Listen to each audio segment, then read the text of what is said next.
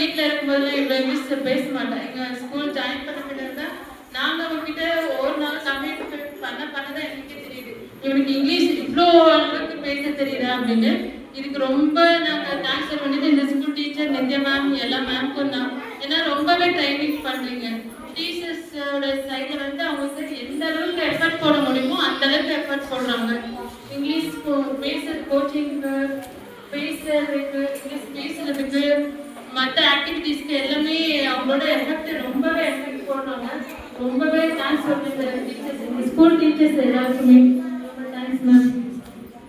நீங்கள் இதே என் பையனை பற்றி சொல்லணும்னா அவன் வந்து ஸ்கூலுக்கு சேர்றதுக்கு முன்னாடி ரொம்ப யாருக்குமே சேர மாட்டான். ஒரு மாதிரி அவனாவே தனியாக இருப்பான், அந்த மாதிரி இருப்பான். இப்போ வந்து ரொம்ப சேட்டை, எவ்வளோ சேட்டைன்னா வீட்டில் கண்ட்ரோல் பண்ண முடியாத அவ்வளோ சேட்டை. அதுக்கு காரணம் ஸ்கூல் தான் நினைக்கிறேன். பசங்க பேசிட்டே இருப்பான். ஸ்கூலுக்கு சேர்றதுக்கு முன்னாடி யாருக்குமே பேச மாட்டான். வீட்டில் என்கிட்ட பேசுறதுக்கு கூட அவ்வளோ கஷ்டப்படுவான். இப்போ வந்துட்டு வாயை திறந்தா வாயை மூடுறதுக்கு கஷ்டமா இருக்கு. ஆனா ஒரு டேப் போட்டு ஒட்டமான்னு தோணுது. அந்த மாதிரி பேசிட்டே இருப்பான்.